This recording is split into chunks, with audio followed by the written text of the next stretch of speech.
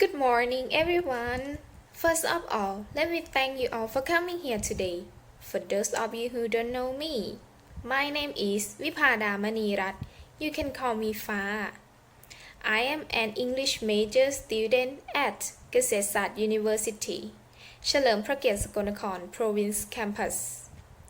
Today, I would like to talk about my favorite place in Thailand. It is Phuket. I have divided my presentation into 4 main parts. So firstly, I'm going to talk about history of Phuket. Secondly, I will talk about the places I suggest to visit.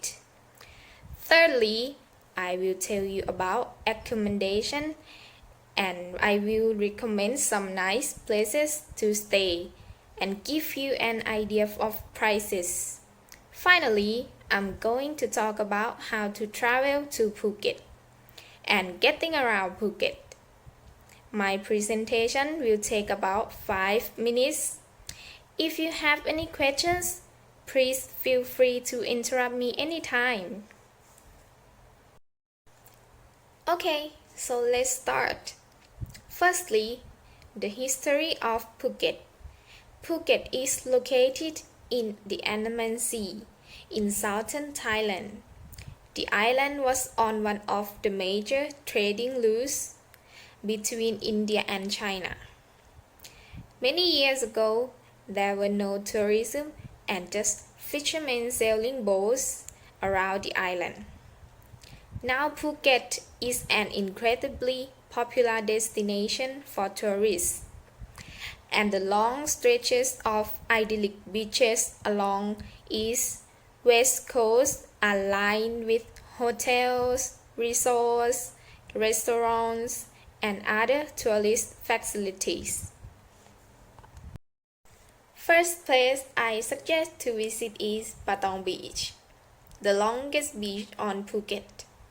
This place is also its most popular on the island and has a thriving nightlife, complete with beer halls, neon lights, markets, and bars.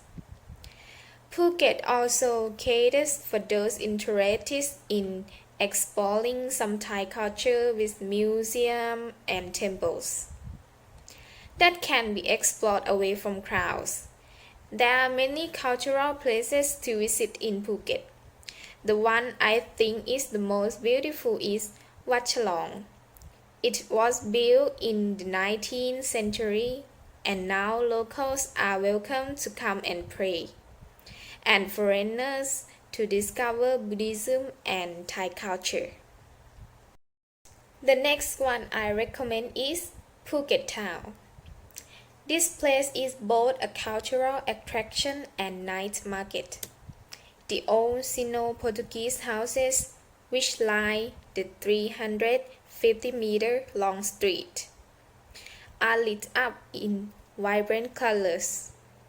The space between these buildings are packed with stalls selling traditional local foods, Thai handicraft, modern fashion, and souvenirs. So let's move on to accommodation. If you are looking for a place to stay, I recommend staying as close to Patong Beach as possible. In particular, Patong Bay Hill, which is the perfect hideaway destination and relaxation after your long journey.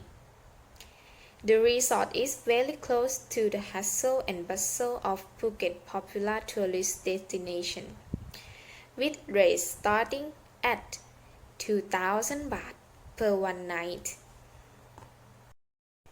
But if you don't want to stay there, I highly recommend Courtyard Phuket Town. The resort offers a private location with 5-star services. The hotel places near cultural attractions as well as local dining, shopping, and entertainment. It's the fanciest spot in town, with rates start at about 3,500 baht per one night. Finally, how to travel to Phuket and getting around Phuket. There are several ways to get to Phuket depending on where you are. You can get on a bus or a van. You can also get a taxi in Bangkok. But most travelers will probably be flying into Phuket International Airport. And when you get there, I suggest that you catch the Phuket Smart Bus. It takes passengers from the airport to 11 stops, which is basically every recommended area along the island, at just 200 baht. This is the cheapest way to get to your hotel, but I do recommend private transfer. This is the fastest and most convenient way. You can try arranging for a transfer through your hotel or booking it on website with rates starting at 800 baht. Having never taken a decent holiday before, I decided on a trip to Phuket, booked a flight and flew out the following week. Mate, I love it. Blue waters, sandy beaches, friendly people, and food. Thank you.